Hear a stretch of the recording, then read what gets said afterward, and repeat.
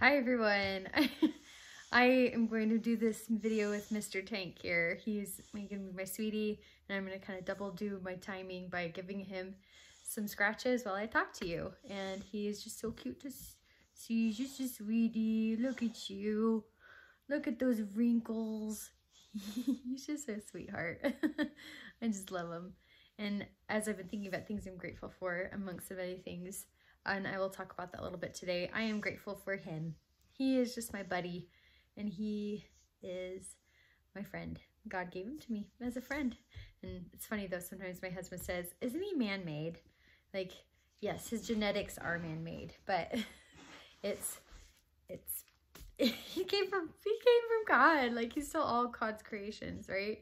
So he's gonna be making probably these sounds while we talk here, and he's just the sweetheart, right? You're just a good boy. Tinkers, cool lips.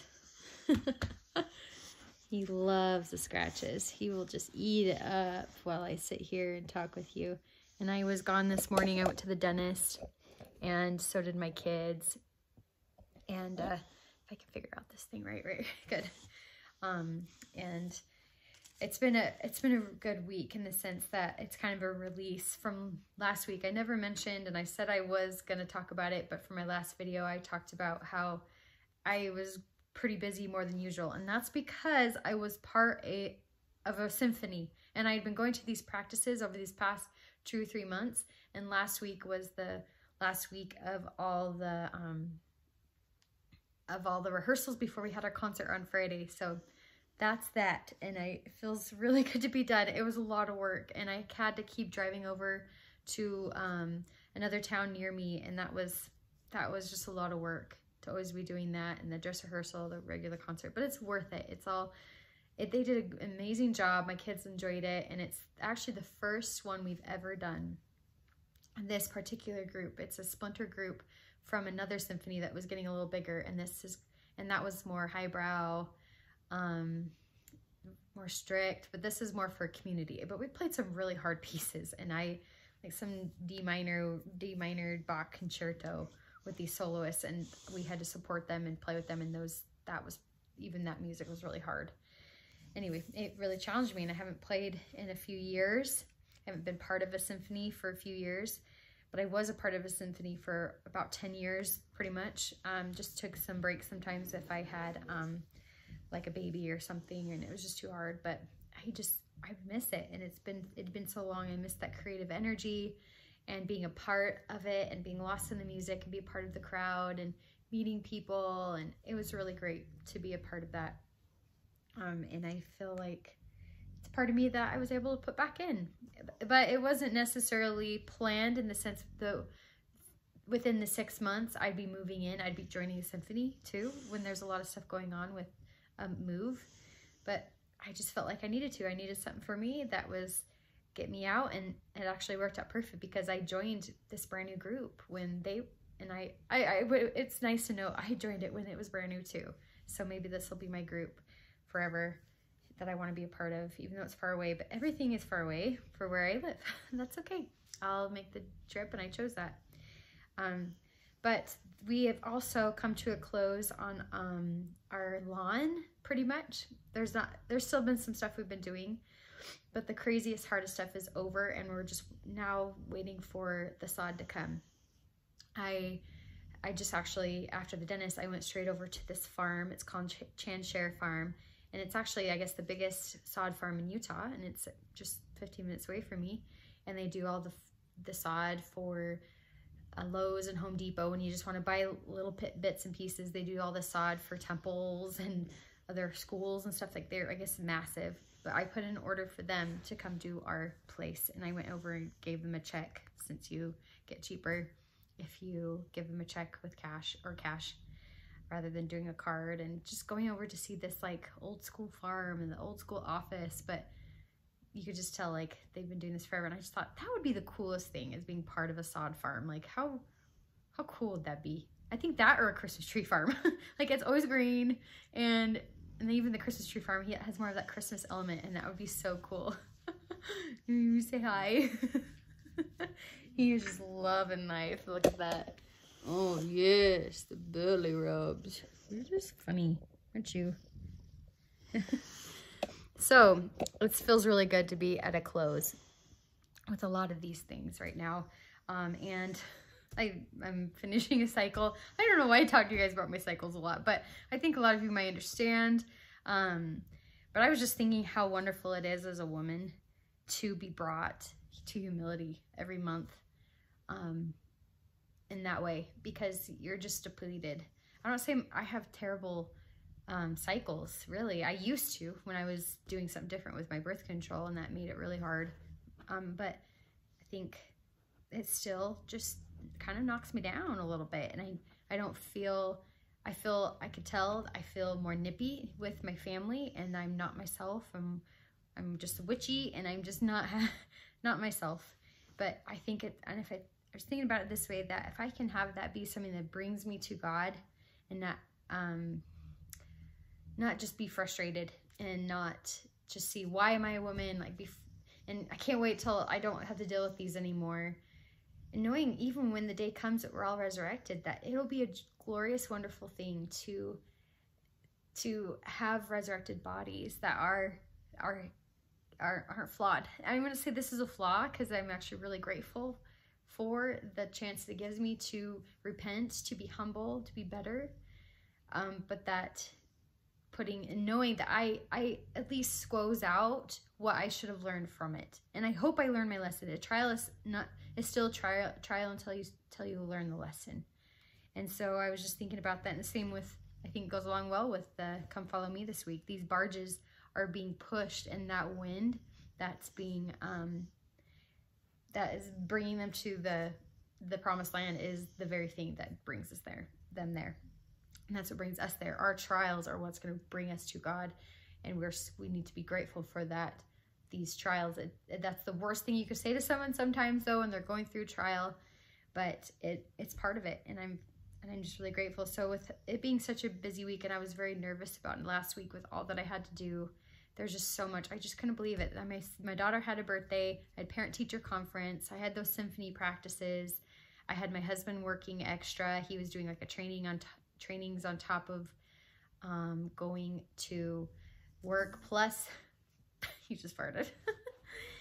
Plus, he did this honor guard event, and he has to go and drive in and do those. But I just thought he would be done doing those if we were further out here. He can choose, but we'll figure that out. And it was just, I couldn't believe it was all happening on the same week. And we went to a USU football game for the first time. We've never been to the Utah State football games, the Aggies, and we thought we would finally go. My husband, looking at his schedule for the whole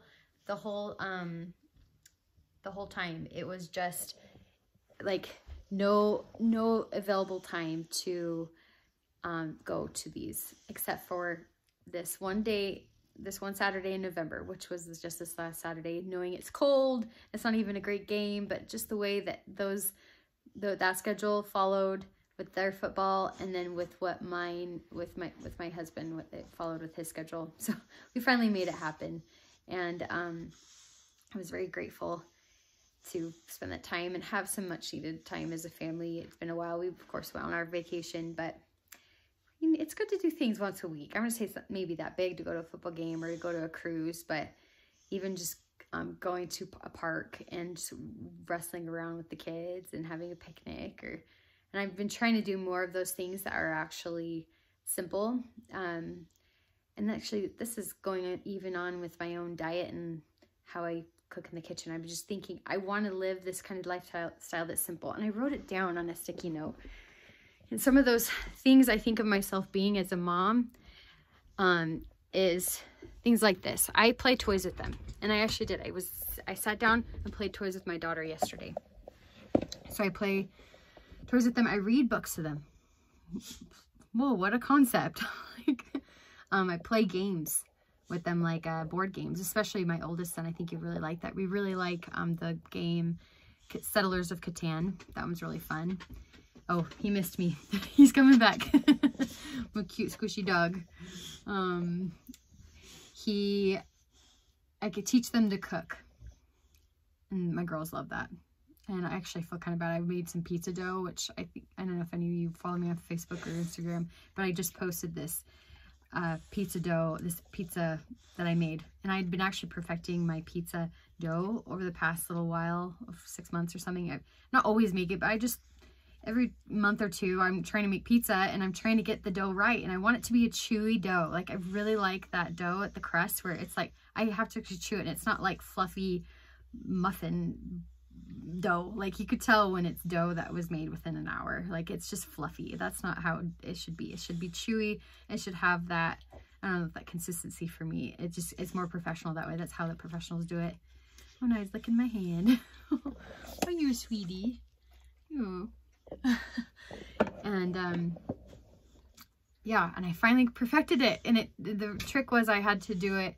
I had to keep it. You have to keep it in the dough in the refrigerator for several days. It ripens that way. It just, I don't know, the proteins of itself just stiffen up and they make it really great dough that's not loosey-goosey. And it creates the bubbles. You know, people love those bubbles. And I made it into a barbecue chicken pizza, actually, which isn't all that hard. Just putting barbecue sauce, chicken. I did some red onions too. That gives it a nice flavor. And then cheese. And even some more of the yellow cheese rather than just mozzarella. And so I thought, I'd worked so hard on getting those doughs the way I wanted it to be. And my daughter comes up, oh, Mom, can I help? Can I help? And I had her help a little bit, but I kind of, she kind of got distracted, and I was glad, and I just hurried and did it. And because I really wanted to get that right, and it made my day. It was just those simple things.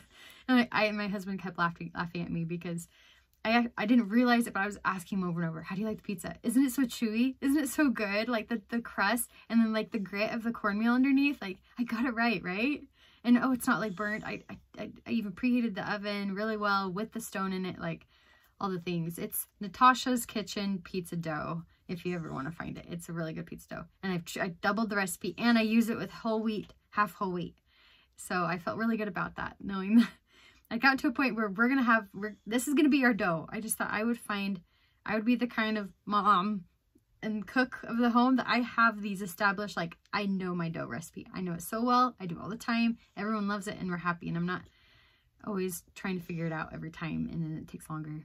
And then I maybe can pass it on and it's actually tried and true. I also thought about being outside together as a family is just simple, easy. That's what I want to find myself doing. Wrestling with them, dancing with them, making little crafts with them, snuggling at night.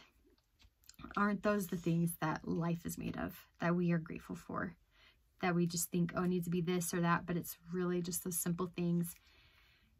And I'm so grateful to be a mom. I love being a stay-at-home mom.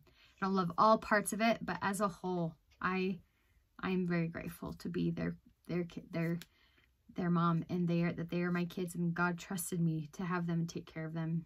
And I think maybe many of you feel the same way about your own kids, and it's the most refining thing I could ever go through. And even with my husband and how much it brings us closer together, it's wonderful. As far as I was saying, the simple things, I also bringing that into my own kitchen, my own life.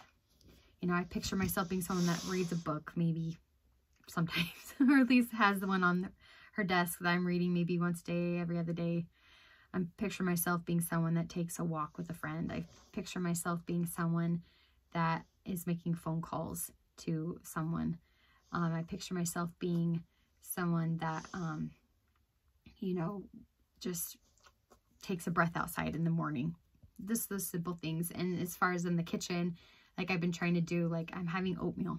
Just simple oatmeal. Yeah, I can have some toppings on it. It's fine. But I'm not like, oh, I'm too fancy for oatmeal. I want the crunchy cereal. It feels so good to have that crunch. Or someone that really just has the plain eggs and toast. I'm someone that really likes variety. And so my husband's like, man, just, you're fine. Like, we could just have this again. I'm like, but I like something different. I like to just try. I like to experiment.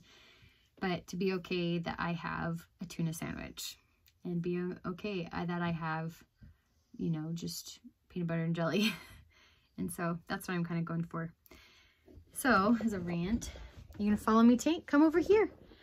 Let me go back to my sticky note I left on the ground. But what I also wanted to talk about today is bringing others closer to Christ.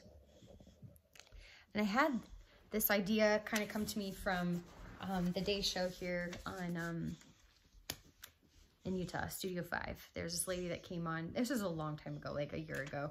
She came on and she talked about different ways that you can show people in your life that you love them. And she did a great job of really putting on her calendar her friends, their birthdays, and actually reaching out to them. You could tell gift giving was maybe one of her love languages. So that would be something I would struggle with because it's not my love language, but maybe I can do better about that because it might be some of my friends' love language. Normally it's not, you kind of pair along with people that have similar love languages, especially if they're your friends, but having like a designated area where I am actually making the gifts. So yeah, I just thought that would be a good idea. I'll be right back.